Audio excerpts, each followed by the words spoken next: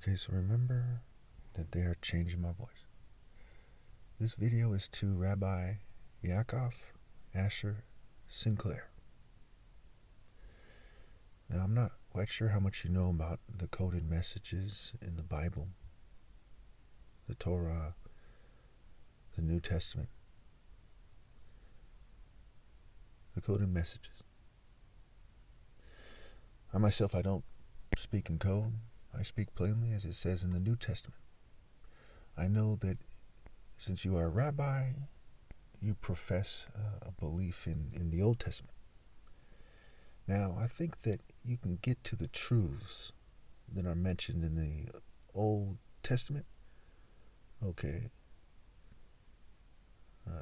in the New Testament, by looking at the Old Testament carefully. So what has happened here?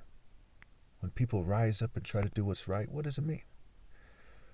What does it mean for you to have a book that people call the Torah, and for you to explore morality in regards to the Torah?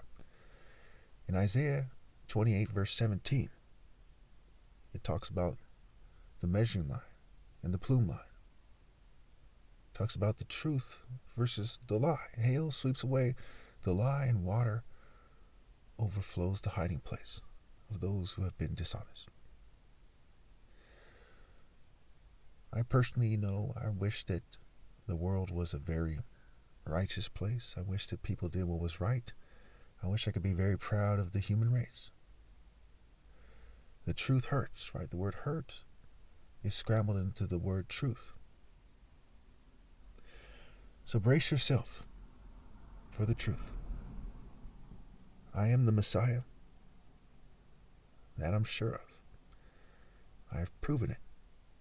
The word martial is marital scramble, and I, Christ, am the bridegroom, the top martial artist ever possible.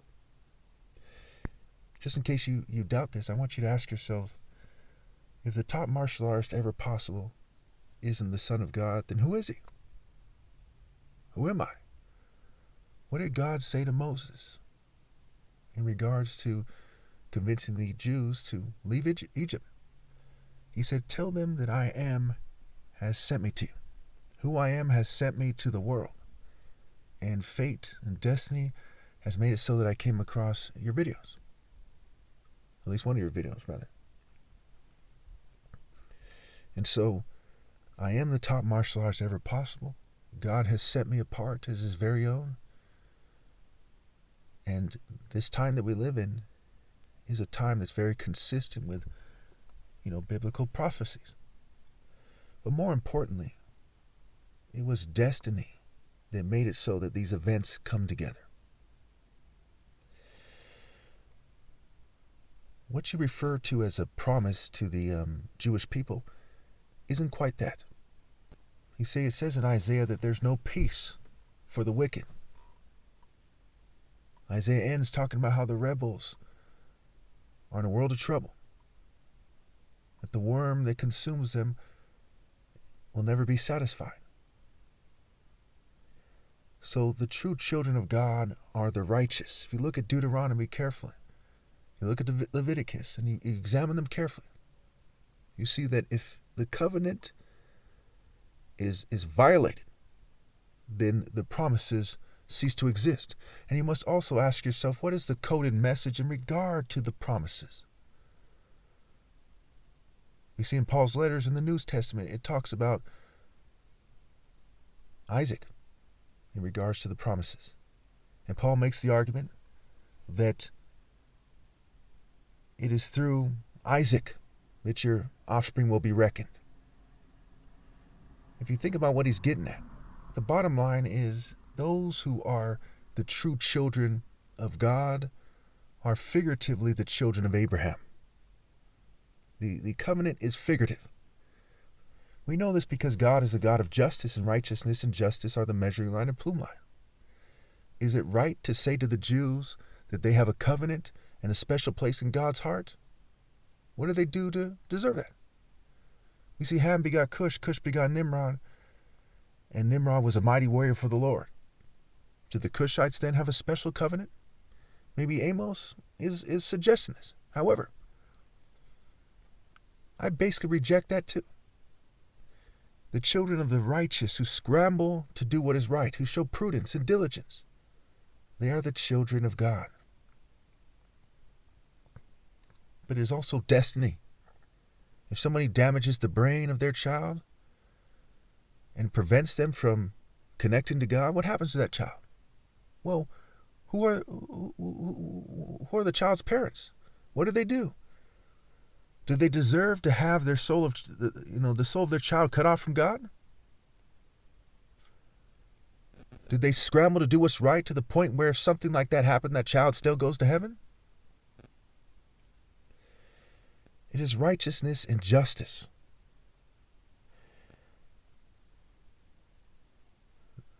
These are the things that determine who goes to heaven. Now, they're making it harder for me to articulate myself, but let me just make this brief here.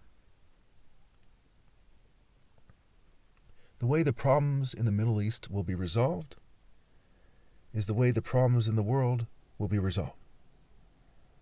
Mankind will be cut off from God after my flesh dies. This is the divine verdict. There's nothing I can do about that. I can only bring people to heaven who obey God through me, and I can only reduce punishment for those people who scramble to do what's right to the best of their ability other than obeying God through me. That is the verdict. That is justice. Now, some of you might be confused about this. Rabbi, Sinclair, you might be confused about this. Ask yourself, where is justice for the 9 million people all over the world who starve to death and die of hunger-related issues every year? Where's the justice for all the rape victims? For females whose society let down to the point where they become porn stars and sex workers? For the victims of sexual harassment and child molestation? For the victims of gang violence? Where is the justice for them? It says in Revelation, it says, "How long, sovereign Lord, holy and true, until you judge the inhabitants of the earth and avenge our blood? The day of the Lord is a very serious day." You see it in Amos. You see it in the Old Testament being referred to in various places. The solution is for people to be punished to the extreme forever. For the soul, the soul you shun.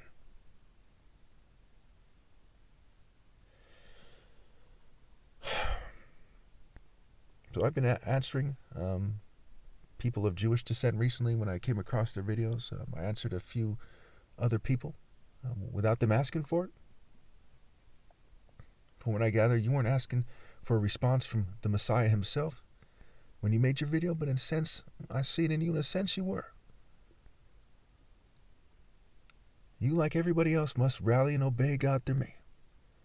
There is no special place because someone's a priest or a rabbi or a Muslim imam or some kind of Muslim teacher or spiritual teacher, or because they teach martial arts. There's no special place. If they don't obey God through me, they don't go to heaven. I'll end this by saying two scriptures. One, Proverbs 16:12. Kings detest wrongdoing, for a throne is established through righteousness. Also, Proverbs 24:21, I believe it is. It says, "Fear the Lord and the king, my son, and do not join with rebellious officials." Keyword, rebellious. Thank you.